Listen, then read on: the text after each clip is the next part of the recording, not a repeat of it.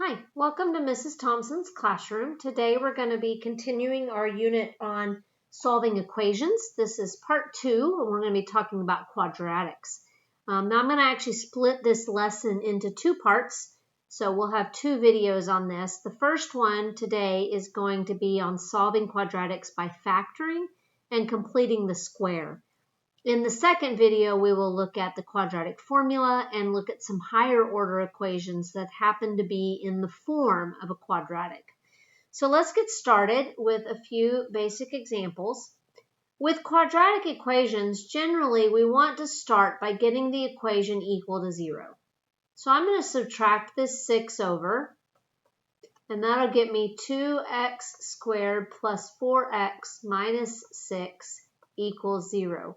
Then we're going to try to factor.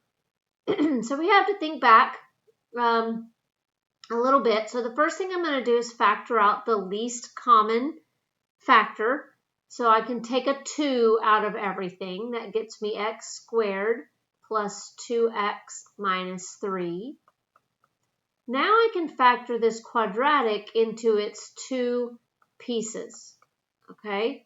Now this video is not on the specifics of factoring, so we're going to assume we kind of remember how to do that. The first term is going to go as x times x. Then the last term has to multiply to this negative 3, so I'm going to put a 3 and a 1.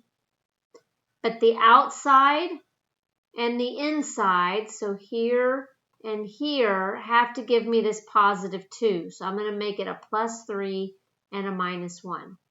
Then we're going to use our 0 factor property, and if x minus 1 times x plus 3 has to equal 0, then either x minus 1 equals 0 or x plus 3 equals 0. So this would tell me that x is equal to 1, and this one would give me x is equal to negative 3. So my solution set is x equal to 1 or negative 3. So it's a quadratic. There is an x squared, so I get 2 solutions. Okay, and that's what we would hope to find. So let's continue with this one. So the first thing I'm going to do again is get it set equal to 0. So I'm going to add the 3, and I'm going to add the t to the other side. Okay, and that's going to leave me with t squared minus 4t plus 3 equals 0. And again, we're going to factor this. There is no common factor this time, so I'm going to go straight to my 2 parts. So the t squared is going to become t times t. The 3, again, is going to become 3 and 1, or 1 and 3. Now, because it's a plus 3, I know they have to have the same sign. And because this is a negative 4 in the middle, I need them to both be negative. And we can check here. This would give me 1t and 3t, which would make the 4, and they're both negative, so it would make a negative 4. And then each of those, could equal 0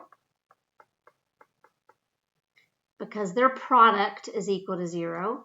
So that means t equals 3 or t equals 1. So my solution set is t such that t is equal to 1 or 3. Okay, again, I got 2 solutions. That's what I was hoping for.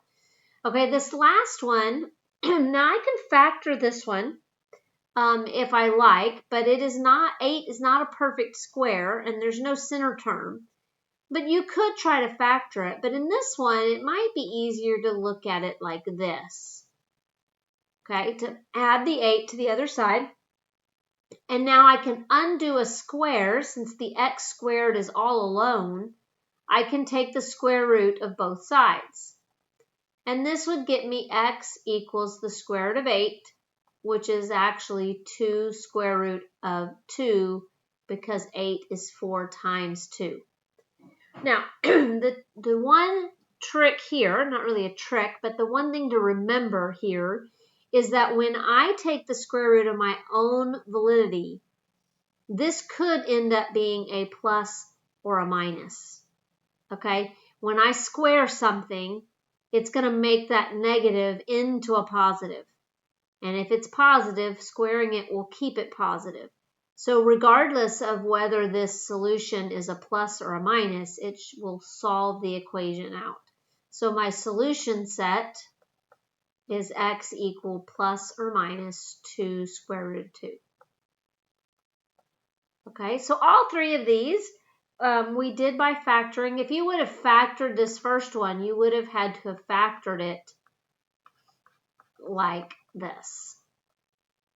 Okay, but it could have been done by factoring as well. That would make you ensure that you didn't forget the plus and the minus, but that's what that would look like. Okay, now, there's another method because sometimes they don't factor nicely. Not all quadratics have nice whole numbers as solutions, and so we need an alternate method, and it's called completing the square. So before we get into example 5 with an equation, we're just going to try to complete the square here on example 4. So the objective here is to make this a perfect square. Okay? So what I need to do with that is I need to make this, I need to add something here so that I can make it a perfect square. So the first thing I notice is that it's a minus 4. So it is going to be a minus in here.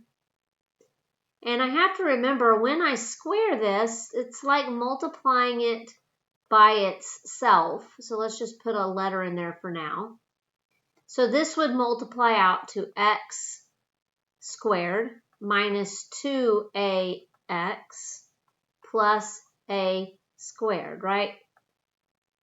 So what I'm going to do is I'm going to take this 4 and I'm going to divide it by 2 to account for this twice a. And that's what's going to end up in the middle here, or inside here, which means it needs to be squared in order to go here. And then I can see that x squared minus 4x plus 4 does indeed factor. Now, if I have added something in, I need to subtract it back out. Otherwise, I have changed the value of what I started with. Okay, so now I have completed the square. I have made it a perfect square, but I've taken back out what I put in. So I haven't changed the value of what I started with. Now you can check this by simply multiplying back out what you started with.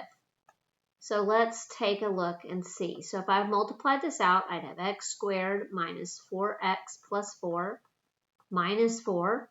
And these go away, and I get x squared minus 4x, so it works.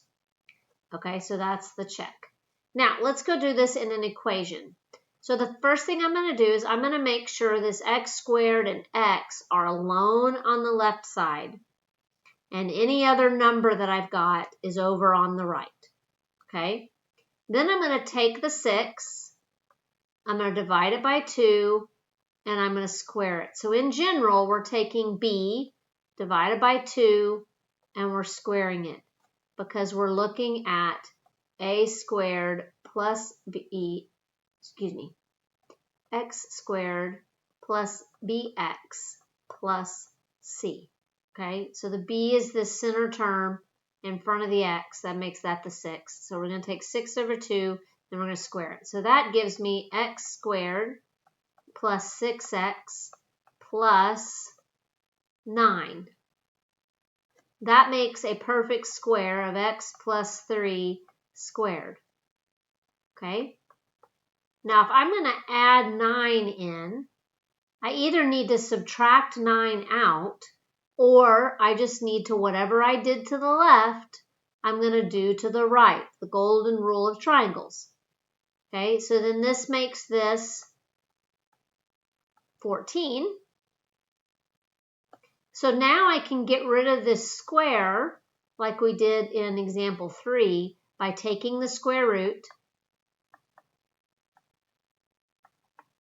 remembering that because I took the square root, I have a plus or minus option. And then I can subtract the 3, and I get x equals plus or minus the square root of 14 minus 3. And most of the time, you'll actually see that written this way. We'll put the whole number in front and the square root behind. Okay, so this would be my solution set. I still got 2 solutions, but they are not whole numbers. They are not even rational. Square root of 14 is not a rational number. Okay? Now, completing the square is not always necessary. What we will find in the next video is that we can use something called the quadratic formula, which is actually developed through the completing the square process, but once we know the formula, we'll just plug it in. Okay? But there are further applications of the completing the square process that we will use later in things like conic sections with hyperbolas and ellipses. So it's good to know and it's good to practice. Okay? All right, so next time we will continue with our quadratics and we will actually talk about the quadratic formula. So I will see you next time.